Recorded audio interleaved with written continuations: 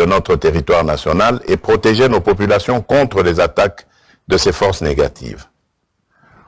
En outre, je réaffirme ce jour, en ma qualité de chef de l'État, garant de la nation et commandant suprême des forces armées, ma décision que j'annonçais il y a quelques jours d'aborder de la manière la plus efficace qui soit ce problème de terrorisme, de violence, bref, d'insécurité à l'est du pays. Mes chers compatriotes, je m'engage dans cette lutte avec la détermination de trouver une solution définitive à l'inacceptable situation de l'Est.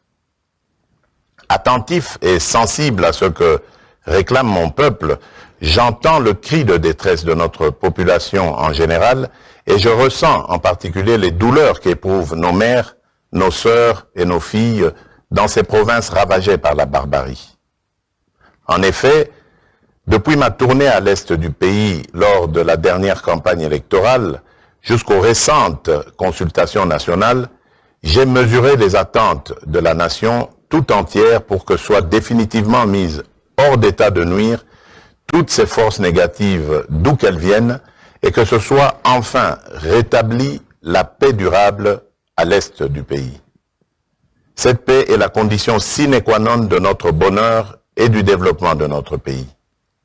C'est pourquoi, prenant la mesure de la situation et usant des prérogatives constitutionnelles me conférées par les articles 69, 85, 144 et 145 de la Constitution, et après concertation avec le Premier ministre et les présidents des deux chambres du Parlement national, Conseil supérieur de la défense entendu, j'ai décidé de proclamer l'état de siège sur toute l'étendue des provinces de l'Ituri et du Nord Kivu.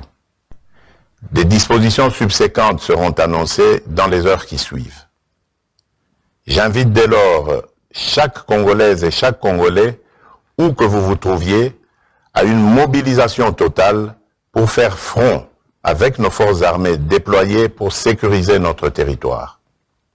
Nos vaillants militaires doivent être appuyés par une prise de conscience collective de tous leurs compatriotes à titre de réconfort et leur serment de défendre la patrie et l'intégrité du territoire national. À cet effet, j'exhorte le peuple congolais tout entier à adopter pendant cette période une attitude responsable à tous égards. Ainsi donc, je recommande plus particulièrement au gouvernement de la République de ne ménager aucun effort pour assurer la logistique nécessaire aux forces armées déployées au front.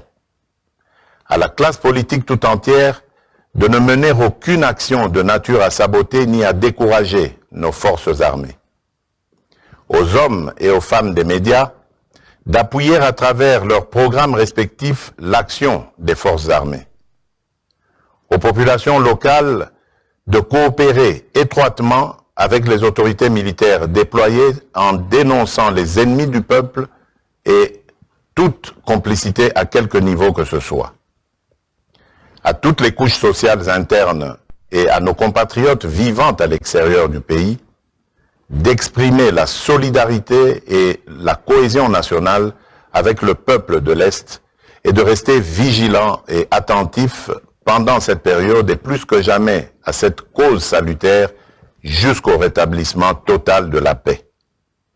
À la société civile de se mobiliser derrière nos forces armées et enfin aux servantes et serviteurs de Dieu de prier pour la nation et pour nos forces armées au front.